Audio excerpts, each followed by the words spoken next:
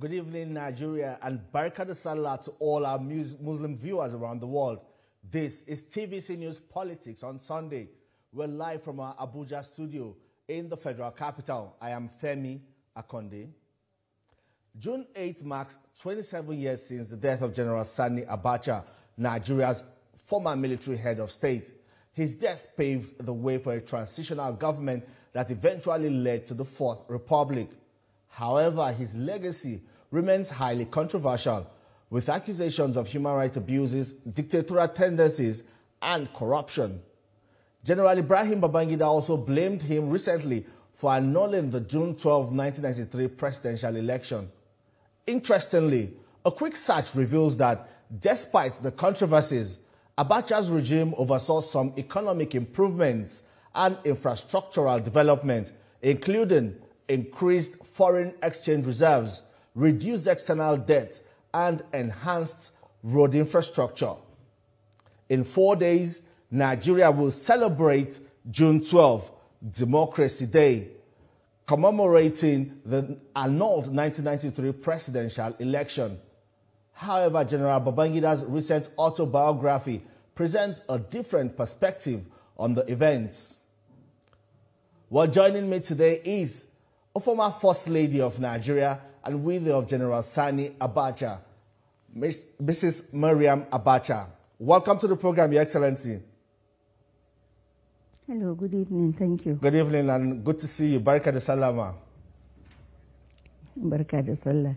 Yes, it's 27 years since the death of your husband, Nigeria's former head of state. And you know, Nigerians remember him in different ways. But how has the family been able to preserve the memory of late General Sani Abacha for more than 27 years? Do you hold memorials or any special event every June 8th? Yes, we say our prayers, we give alms, and we pray for the family, we pray for the country, we pray for our people, we pray for the goodness of everything and everybody. All right, great. And how's the family been after then? I know that, we know you with your pet project when you were in office, or your husband was in office, and you were the First Lady. But what have you been up to? I know you've been up to you've been doing quite a lot, but not all of that have been in the spotlight. Just talk to us quickly about some of your projects, recent projects. Yeah. I don't think there's any project online now, apart from the previous things that we built that are going on, like hospitals and so on, or schools. And maybe I may use this opportunity to ask Nigerians to pray for their country, to learn to respect their leaders, to learn to be good to their leaders, to learn to say good things and pray for their country and say good memory, and then leave all those rubbish around, because people are not that bad. And then the press also should try to be as nice as possible, to be as truthful as possible. Yes. Okay, now when you say... I have the Sani Abacha Foundation. Oh, okay. Go ahead, I'm listening, ma'am. And then we've been trying to do small things about that, yes. Because, the programs I started were in government. So I cannot continue because we are no longer in government, and the government has ceased to be. And there's a new government, and the things are no longer there. You know, every government comes with their own programs and agenda, and I believe the new government should try to emulate the previous governments. They should try to take whatever goodness is there from previous governments and continue, because if there's no continuity, there will not be any progress. Yes, indeed. Yes. And even the First Lady, Senator Tinubu, recently acknowledged some of the works you have done and some of your achievements and successes while in office as First Lady of Nigeria. And she also renamed an auditorium at the National Center for Women Development after you, describing you as a woman of remarkable character and an unyielding dedication to the advancement of the entire African continent. has there been any partnership, with the First Lady and other First Ladies, especially in helping with this Renewed Hope initiative, the program of Her Excellency Senator Olori Tinubu? Yes, if we're involved, if there's anything we can do, we can do. But what I know is that the Africa First Ladies Peace Mission is still on. And it goes round Africa and is still on. So I think she's the current chair lady now. She's the current leader for Africa First Ladies Peace Mission. It's one of my previous programs. Yes. All right, ma. Many Nigerians remember your husband, the late General Sani Abacha, in different ways. For you, he was a loving husband, a caring father. But recently, a controversy was stirred up by General Ibrahim Babangida in his latest autobiography, where he blamed General Sani Abacha for annulling the June 12, 1993 presidential election without his approval. June 12 will just be in 4 days' time. And, do you think all of these is unfair? Your husband is being unfairly blamed because, like they say, dead men don't tell tales. He's not here to defend all of this. Yeah, I'm not here to talk about Babangida or anybody. I don't wish to talk about anything or anybody. All I know is that that annulment was not done by my husband. And then if it was him, then that means he was very powerful. He was even more powerful than the president. And if the president is there and somebody else is calling the shots, then that means Abacha was the greatest. Indeed, ma. But beyond these allegations now also made by, or the claims made by former President Ibrahim Badamasi Babangida in that is autobiography, we have also seen a lot of people make several claims, sometimes when funds are repatriated from overseas, they all claim that these are Abacha loot and all of that. But are there really, do you really think that, from your own perspective, would you say that all of these claims are accurate, especially with all of these repatriations of funds and all of them, credited to the monies stashed abroad under the military administration of the late General Sani Abacha? Who is the witness of the monies that were being stashed? Did you see the signature or the evidence of any monies stashed abroad? And the monies that my husband kept for Nigeria, in a few months, the monies vanished. People are not talking about that. Why are you blaming somebody for is that tribalism or religious program, or what is the problem with Nigerians? I pray for Nigerians. I pray for all of us. I pray that we should have goodness in our hearts. We should stop telling lies and blaming people. Why are we so bad towards each other? Because somebody is a northerner or a southerner, somebody is a Muslim or a Christian, or somebody is nice, or it's not fair. I think the press should try, the press should try to educate the people. You are here to educate the people, to inform the people, and to entertain. You are here to help the country. You are not here to bastardize people. Indeed. People are not that bad. People are not. When things are happening, you are not talking about. 27 years ago, you are still talking about him. Abacha must be very powerful. Abacha must be very loved by all of you, by all of Nigerians, by all of us. We thank God for that. Yes, we are still talking about him, alhamdulillah. Yes, and they were also, it's on record that Nigeria's economy was also strong under the administration of General Sani Abacha. There was an increase in foreign exchange reserves. External debt was reduced. Where did he steal the money from? So where would he have stolen the money from? Where would he have stolen the money from? Well, that's what previous administrations, told Nigerians, that a lot of Nigerians' monies were taken out and kept overseas. And because Nigerians are fools, they listen to everything. Babangida doesn't make Nigeria alone. Abacha does not make Nigeria alone. Abiola and everybody, nobody is big enough for Nigeria. We are all very important. Even the single man on the street is very important. We are all human beings. For goodness sake, all this wahala should stop. Babangida cannot make things or make things. Shi ma ya ji da kansa kawai, gaskiya. All right. Then. Well, I was talking about, some of the achievements of the Abacha military leadership, increase in foreign exchange reserves. He was able to stop the privatization programs and also improve road infrastructure in several major cities around the country. Is this in any way an indication of his style of leadership? Talk to us about his style of leadership, looking at some of these achievements and successes his administration was able to record. Well, you know all that. You are the press. You know what Abacha did. You know what everybody did, the rights and the wrongs and everything, the successes, the goodnesses. You all know them. All right, ma'am. Well, we all know them, but maybe why we're asking is for you to speak as somebody who was closer to him than the rest of us. Apart from outside what they say in the press, you said a lot of what some of his former associates and even the journalists and everybody is saying are all lies. Some of them are not true and accurate. That's why we're asking you. So, what sort of a leader was he? Because all of these achievements could be an indication of somebody whose leadership was hands-on and was able to, hold the economy firmly and also record some improvements.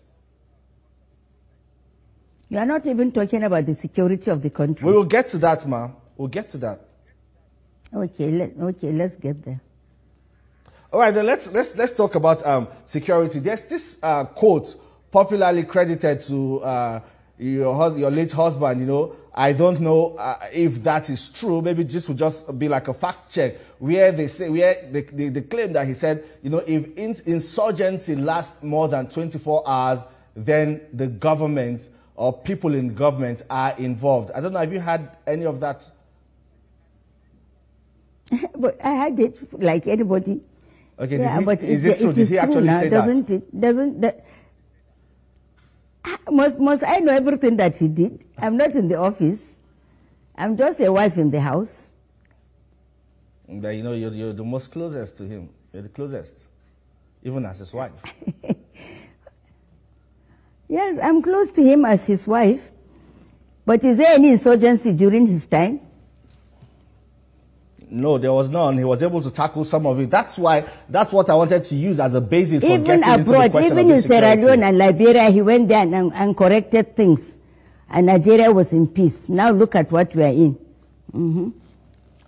All right, ma, we'll just take a quick commercial break. We'll take a quick breather. When we return, we'll continue with the rest of the program. Don't go away, ma. We'll be right back. To the program, this is Politics on Sunday. And we're remembering the late General Sani Abacha, 27 years after, and our guest is the former First Lady of Nigeria, Hajia Mariam Abacha. Hello, ma, are you still there?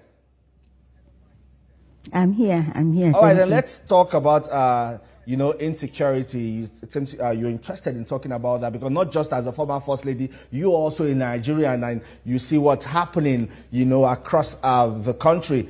These are insurgency that the country has had to deal with. It has festered for more than a decade, started in around 2013, and it's still on. From your own perspective now, how would you say successive governments have failed in tackling this issue of insecurity frontally? I cannot say governments have failed. They have not really failed. No government can fail.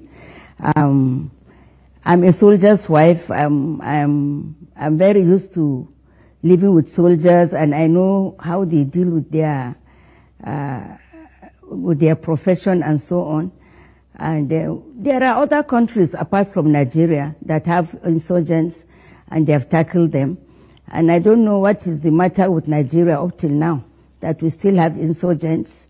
We still have our military, Army, Navy, Air Force, and other police and other parastatals, and we have the government. We have the government from the top to the states, to the local governments, and so on. So I don't know how come these things have stayed so long and they have not been really tackled. And we have neighbors that have really tackled And they are smaller countries. And we are bigger, we are richer, and we are more experienced. I believe in our military, I believe in our army, I believe in the armed forces, and I think they can do better if they wish to do. And I pray that they do. I'm praying for them that they do.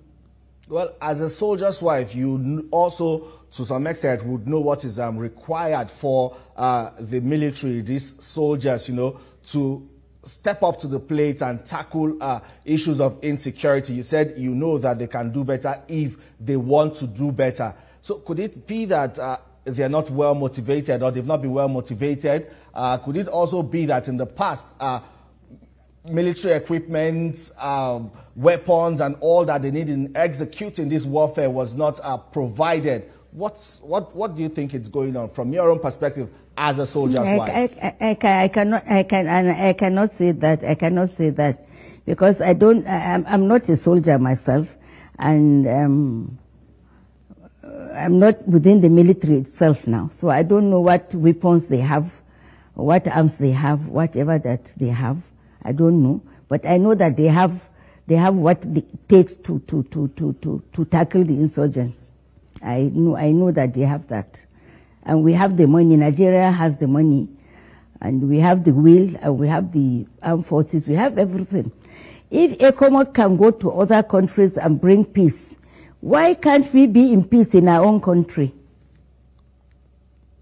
Indeed. And, you know, your late husband was also head of state when ECOMOG went to some of these countries to restore peace, and was also able to tackle some of the security issues in Nigeria. At that time, there was no insurgency, and you also alluded to that. So what did your husband's administration do differently that you think it has been lacking since the return to democracy in 1999?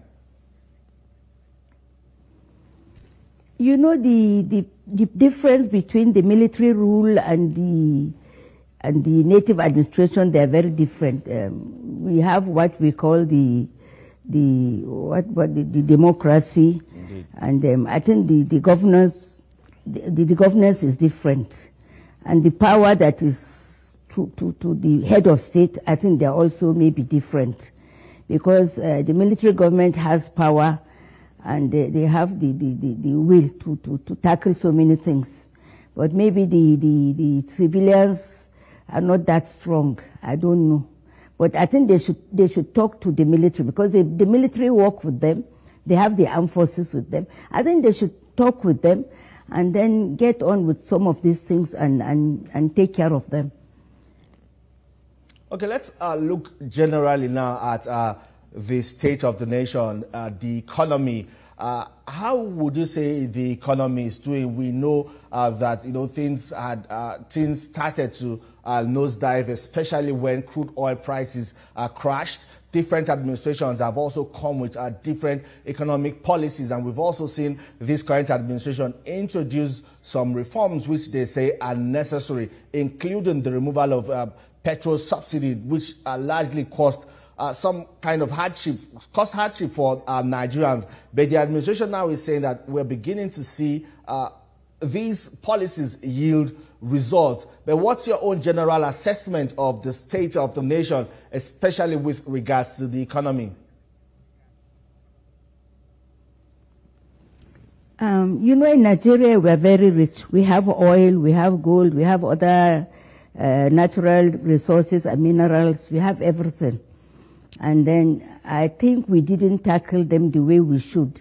The Ministry for Solid Minerals should take care of them, and then they should take care of especially the gold, and then they should take care of other minerals, and then take care of the economy. That is number one.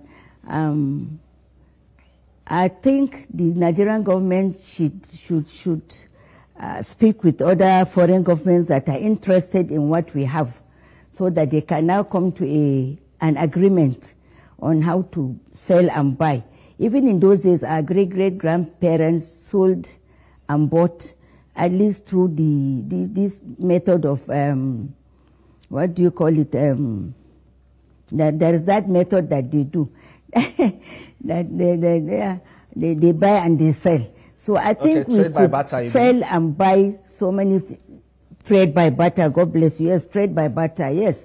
When we use the cowries, we call it wuri. When we use the cowries, even now they call it. Even now in the north, we call it wuri. Wuri means money. So I think our government should talk with foreign governments that are interested in us instead of bringing insurgents. That we should have some agreement. We are a sovereign country. We have our own state. We have our own money. We have everything. I think our leaders should be strong enough to take care of Nigeria and Nigerians and our economy properly. All right, ma. I would like and there are people that are educated enough that will give good advice.